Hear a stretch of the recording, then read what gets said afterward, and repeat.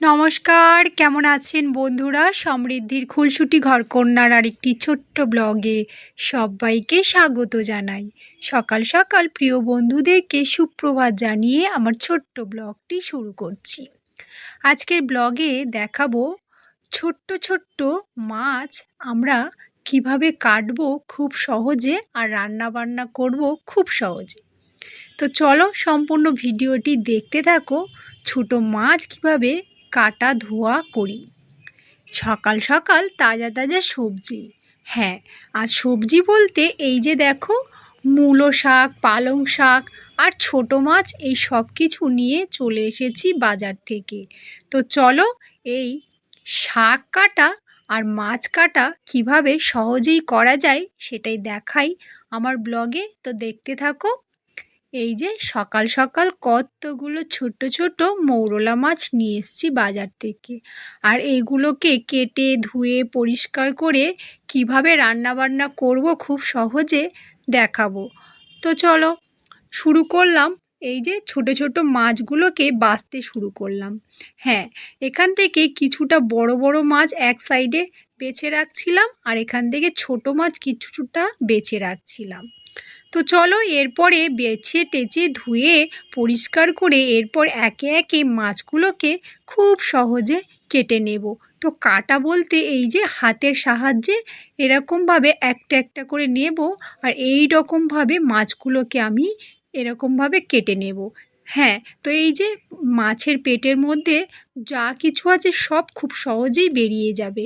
আর ছোট মাছ কাটা এর থেকে ভালো আর কিছুই হয় না। নিজের হাতে এভাবেই মাছ কাটতে হয়, বঁটি বা ছুরিতে না কাটলেই চলে।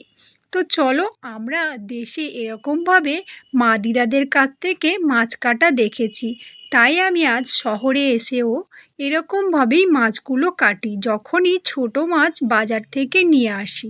তো বন্ধুরা, আপনারা কিভাবে কাটেন সেটা অবশ্যই আমাকে জানাতে পারেন, আর আমি কিভাবে কাটছি খুব সহজেই সেটাও আপনারা দেখতে পারেন। যদি ভিডিওটি ভালো লাগে অবশ্যই একটা লাইক করতে ভুলবেন না। তো চলো, বক বক করছি অনেকক্ষণ, ভালোভাবে মাছ কাটাটা সম্পূর্ণ করতে হবে তাড়াতাড়ি। তো সম্পূর্ণ করে নিলাম। এরপরে দেখো, যে শাকগুলো দেখাচ্ছিলাম সকাল সকাল, সেই শাকগুলো কি সুন্দর করে কুচিয়ে নিয়েছি দেখো। মূলো শাক আর সাথে কিছুটা পালং শাক। তো এরকম ঝিরিঝিরি করে শাকগুলো কাটলে ভাজা খেতে ভীষণই ভালো লাগে। তো কাটার কাছে রান্না করার একটা অন্যরকম মুহূর্ত থাকে। তো চলো, ভালো করে কেটে ধুয়ে নিয়েছি, আর একটু গরম জলে লবণ ফেলে দিয়েছি। আর এবার দেখো, ফুটন্ত গরম জলটার মধ্যে শাকগুলো আমি একটু দিয়ে দেব, দিয়ে 5 মিনিটের জন্য ঢাকা দিয়ে দেব, যাতে শাকটা একটু নরম হয়ে যায়। আর নরম হয়ে গেলে শাকটা কিভাবে ভাজি করছি সেটা দেখাই। তো রান্নাঘরে সকালবেলায় শাক ভাজা, এই যে শাক ভাজাতে অবশ্যই কিন্তু শুকনো লঙ্কা আর পেঁয়াজ লাগবেই। মূলো শাকে একটু রসুন কুচিও লাগে। তো দেখো আমি কিছুটা রসুন কুচি নিয়েছি, আর শুকনো লঙ্কা আর পেঁয়াজ কুচানো, এটা দিলে মূলো শাক ভাজা খেতে ভীষণই ভালো লাগে, আর সাথে একটু কালো জিরের ফোড়ন দিতে হয়।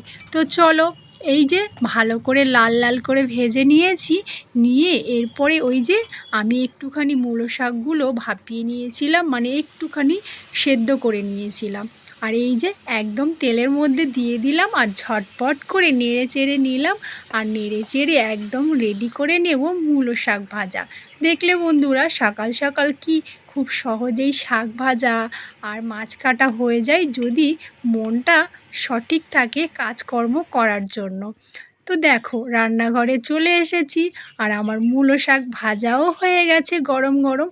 আর মূলো শাক ভাজা গরম ভাতে শীতকালে খেতে ভীষণই ভালো লাগে। আর শীতের সিজনে মূলো শাক না খেলে একদমই মিস করবেন বন্ধুরা। তাই ঝটপট বাড়িতে মূলো শাক নিয়ে আসুন, আর ছোটো মাছও খেতে থাকুন। এই যে ছোট মাছগুলো কেটে ধুয়ে পরিষ্কার করে একদম লাল লাল করে ভাজা করে নিচ্ছিলাম, নিয়ে আমি রান্নাবান্না কমপ্লিট করলাম। আর এই যে ওই যে দেখো, স্কুল থেকে ফিরে গট গট করে হাঁটছে। ঘরে চলো, ঘরে। সমৃদ্ধি, চলো ঘরে ঘরে, ওদিকে না ওদিকে না, চলো ঘরে চলো। এই যে এই যে এই যে এই যে আমার দিকে তাকাও, ঘরে চলো, ঘরে চলো। রান্নাবান্না কমপ্লিট করে এই যে থালি মানে তৈরি করে নিয়েছি, মূলো শাক ভাজা, মাছ ভাজা, আর এই যে মাছের ছোটো মাছের ঝোল। আর মাম্মামকে নিয়ে স্কুল থেকে ফিরে আসলাম, দেখলে তো বন্ধুরা। আর খুব সহজেই অনায়াসে মাছগুলো কিভাবে কাটলাম, শাক কিভাবে কাটলাম সেটাই তুলে ধরলাম আজকের এই ছোট্ট ব্লগে। ব্লগটি কেমন লাগলো সেটা অবশ্যই আপনারা কমেন্টে জানাতে পারেন।